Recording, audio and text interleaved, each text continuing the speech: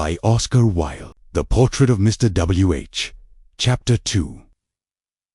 It was past 12 o'clock when I awoke, and the sun was streaming in through the curtains of my room in long slanting beams of dusty gold. I told my servant that I would be at home to no one, and after I'd had a cup of chocolate and a petit pain, I took down from the bookshelf a copy of Shakespeare's sonnets and began to go carefully through them. Every poem seemed to me to corroborate Cyril Graham's theory. I felt as if I had my hand upon Shakespeare's heart and was counting each separate throb and pulse of passion. I thought of the wonderful boy actor and saw his face in every line. Two sonnets, I remember, struck me particularly. They were the 53rd and the 67th. In the first of these, Shakespeare, complimenting Willie Hughes on the versatility of his acting, on his wide range of parts, a range extending from Rosalind to Juliet, and from Beatrice to Ophelia, says to him, "What is your substance, whereof are you made, that millions of strange shadows on you tend? Since every one hath, every one shade, and you but one can every shadow lend." Lines that would be unintelligible if they were not addressed to an actor, for the word shadow had in Shakespeare's day a technical meaning connected with the stage. "The best in this kind are but shadows," says Theseus of the actors in the Midsummer Night's Dream, and there are many similar allusions in the literature of the day. These sonnets evidently belong to the series in which Shakespeare discusses the nature of the actor's art and of the strange and rare temperament that is essential to the perfect stage player. "How is it," says Shakespeare to Willie Hughes, "that you have so many personalities?"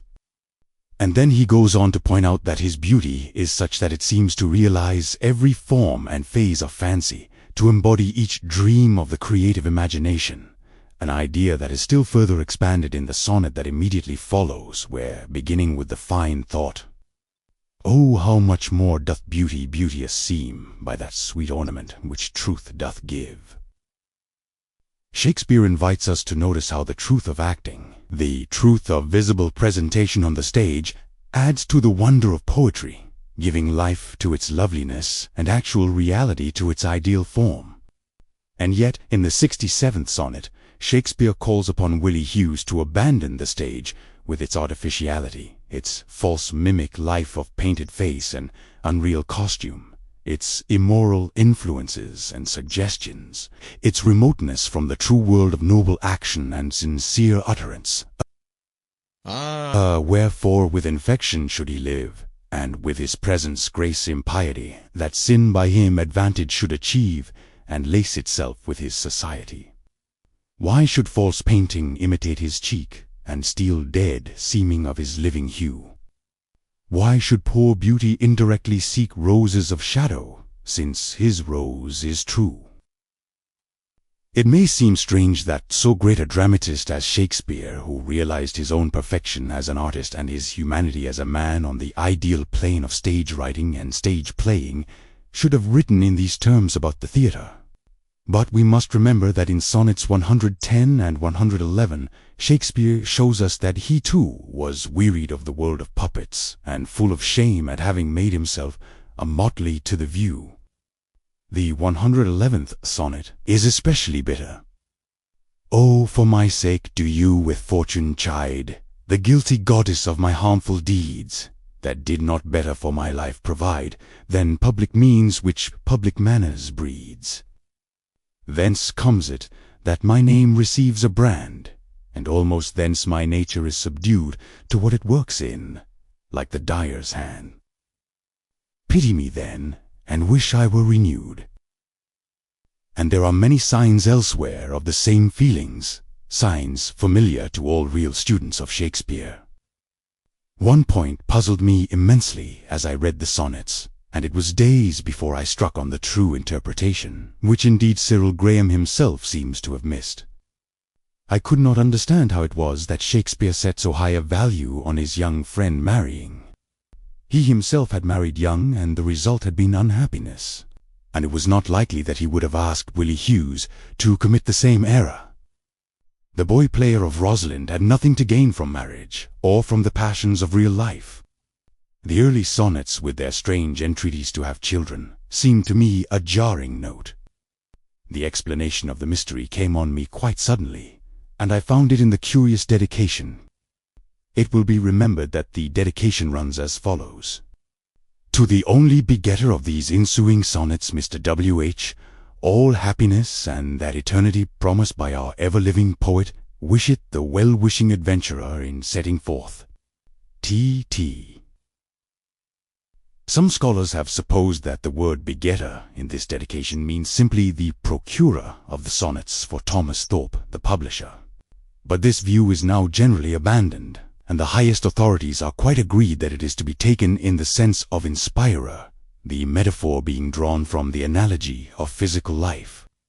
Now I saw that the same metaphor was used by Shakespeare himself all through the poems, and this set me on the right track.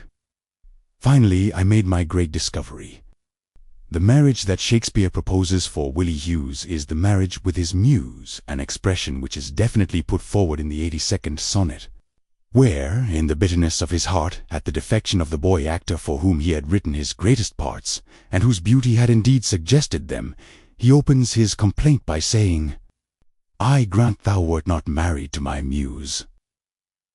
The children he begs him to beget are no children of flesh and blood, but more immortal children of undying thing. The whole cycle of the early sonnets is simply Shakespeare's invitation to Willie Hughes to go upon the stage and become a player. "How barren and profitless a thing," he says, "is this beauty of yours, if it be not used. When 40 winters shall besiege thy brow, and dig deep trenches in thy beauty's field, thy youth's proud livery, so gazed on now, will be a tattered weed of small worth held. Then being asked where all thy beauty lies, where all the treasure of thy lusty days, to say, within thine own deep sunken eyes, were an all-eating shame and thriftless praise. You must create something in art. My verse is thine and born of thee. Only listen to me, and I will bring forth eternal numbers to outlive long date, and you shall people with forms of your own image the imaginary world of the stage. These children that you beget," he continues, "will not wither away as mortal children do, but you shall live in them and in my place. Do but make thee another self for love of me, that beauty still may live in thine or thee." I collected all the passages that seemed to me to corroborate this view, and they produced a strong impression on me, and showed me how complete Cyril Graham's theory really was. I also saw that it was quite easy to separate those lines in which he speaks of the sonnets themselves from those in which he speaks of his great dramatic work. This was a point that had been entirely overlooked by all critics up to Cyril Graham's day, and yet it was one of the most important points in the whole series of poems. To the sonnets, Shakespeare was more or less indifferent. He did not wish to rest his fame on them. They were to him his slight muse, as he calls them, and intended, as Mears tells us, for private circulation only among a very few, friends. Upon the other hand, he was extremely conscious of the high artistic value of his plays, and shows a noble self-reliance upon his dramatic genius. When he says to Willie Hughes, "But thy eternal summer shall not fade, nor lose possession of that fair thou owest, nor shall death brag thou wanderest in his shade, when in eternal lines to time thou growest. So long as men can breathe or eyes can see, so long lives this, and this gives life to thee." The expression eternal lines clearly alludes to one of his plays that he was sending him at the time, just as the concluding couplet points to his confidence in the probability of his plays being always acted. In his address to the dramatic muse, sonnets 100 and 101, we find the same feeling. "Where art thou, muse, that thou forget'st so long to speak of that which gives thee all thy might? Spendest thou thy fury on some worthless song, darkening thy power to lend base subjects light?" he cries. And then he proceeds to reproach the mistress of tragedy and comedy for her neglect of truth and beauty died, and says, Because he needs no praise, wilt thou be dumb? Excuse not silence so, for it lies in these to make him much outlive a gilded tomb, and to be praised of ages yet to be. Then do thy office, Muse. I teach thee how to make him seem long hence as he shows now. It is, however, perhaps in the 55th sonnet that Shakespeare gives to this idea its fullest expression. To imagine that the powerful rhyme of the second line refers to the sonnet itself is to mistake Shakespeare's meaning entirely. It seemed to me that it was extremely likely from the general character of the sonnet that a particular play was meant, and that the play was none other than Romeo and Juliet. Not marble nor the gilded monuments of princes shall outlive this powerful rhyme, but you shall shine more bright in these contents than unswept stone besmeared with sluttish time. When wasteful wars shall statues overturn, and broils root out the work of masonry, nor Mars his sword, nor war's quick fire shall burn the living record of your memory. Against death and all oblivious enmity shall you pace forth. Your praise shall still find room, even in the eyes of all posterity that wear this world out to the ending do. So, till the judgment that yourself arise, you live in this, and dwell in lovers' eyes. It was also extremely suggestive to note how here, as elsewhere, Shakespeare promised Willie Hughes immortality in a form that appealed to men's eyes. That is to say, in a spectacular form, in a play that is to be looked at.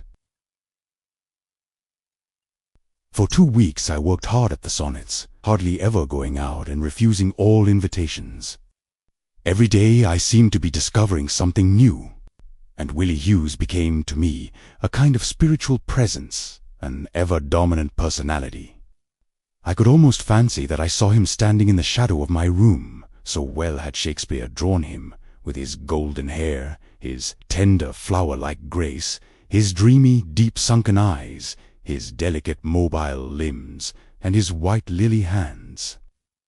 His very name fascinated me. Willie Hughes. Willie Hughes. How musically it sounded.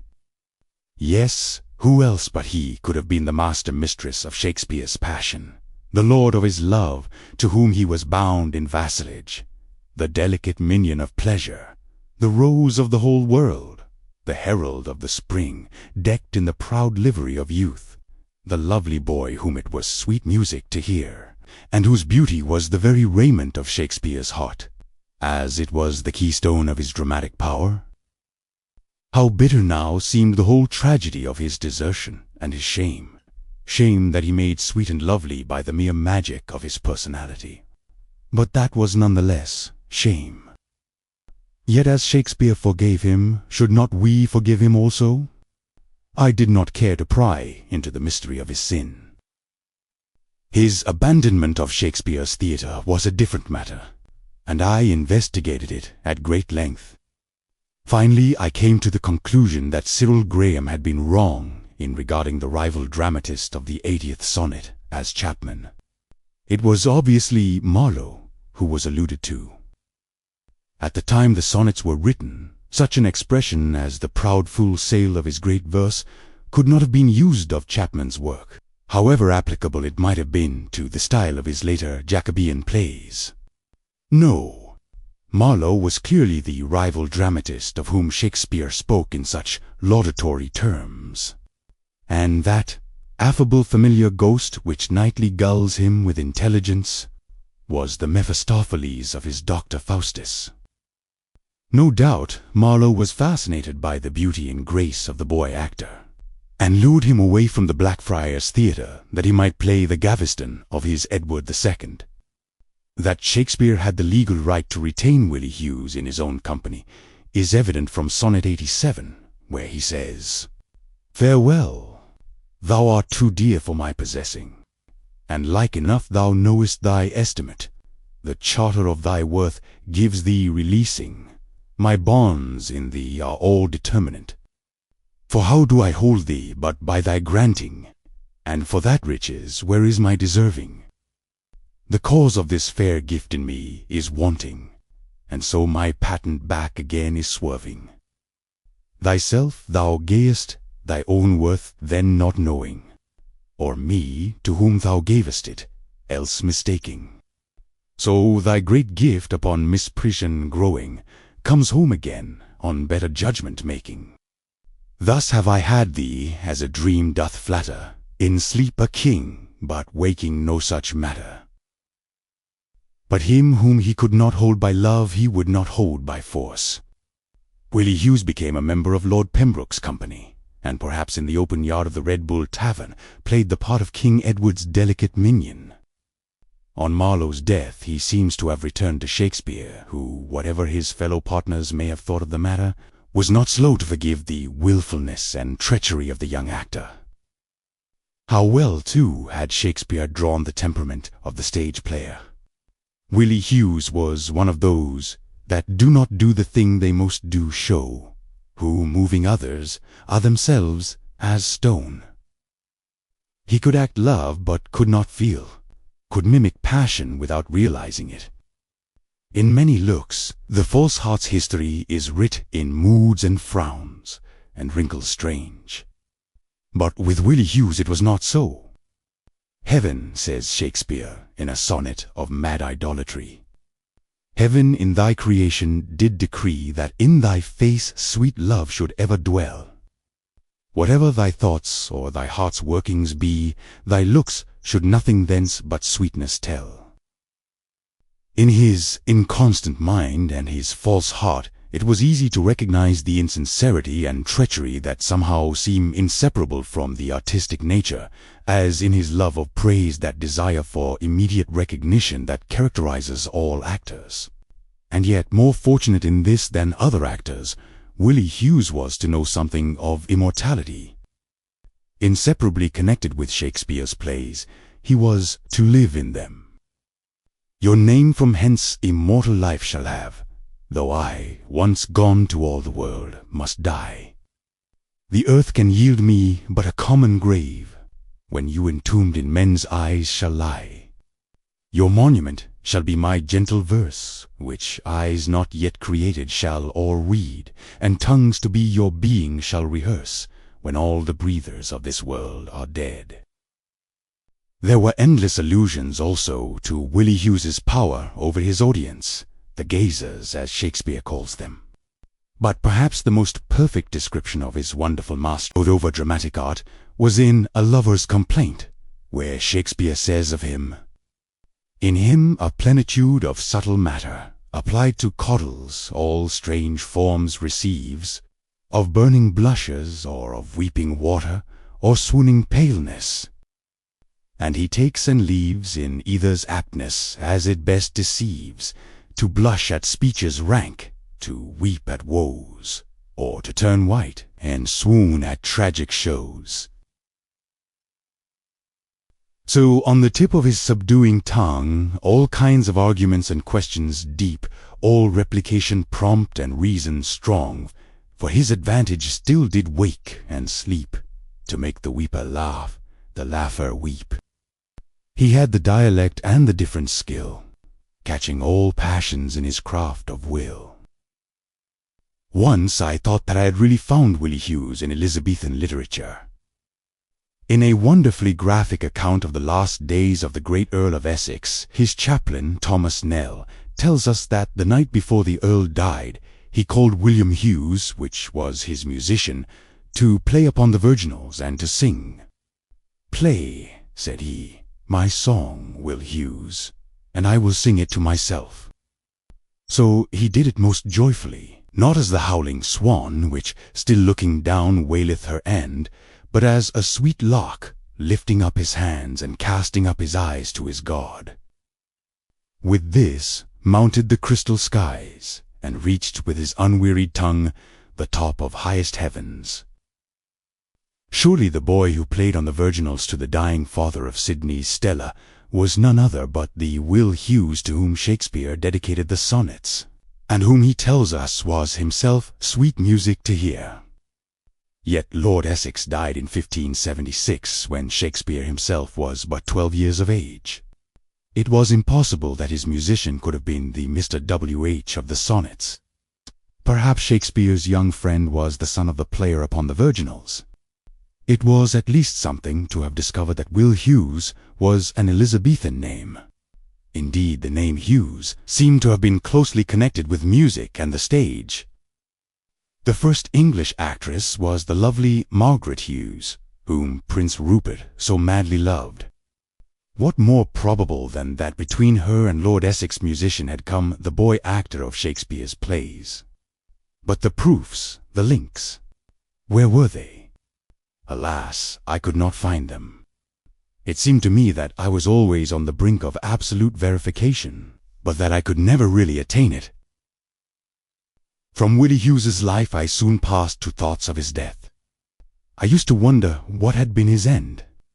Perhaps he had been one of those English actors who in 1604 went across sea to Germany and played before the great Duke Henry Julius of Brunswick, himself a dramatist of no mean order, and at the court of that strange Elector of Brandenburg, who was so enamored of beauty that he was said to have bought for his weight in amber the young son of a traveling Greek merchant, and to have given pageants in honor of his slave all through that dreadful famine year of 1606 to 1607.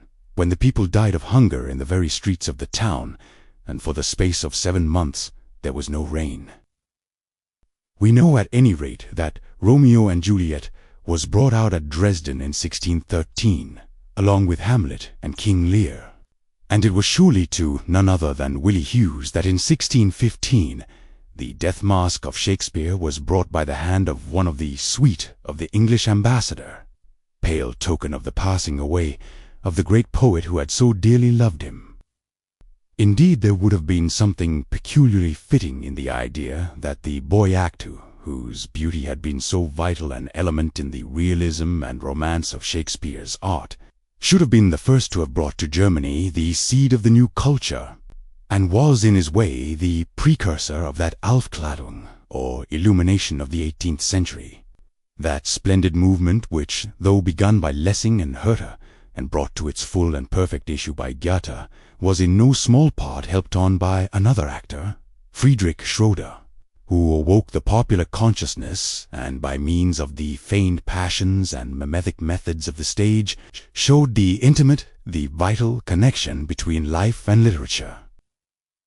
If this was so, and there was certainly no evidence against it, it was not improbable that Willie Hughes was one of those English comedians, mime quidem ex Britannia, as the old chronicle calls them, who were slain at Nuremberg in a sudden uprising of the people, and were secretly buried in a little vineyard outside the city by some young men who had found pleasure in their performances, and of whom some had sought to be instructed in the mysteries of the new art.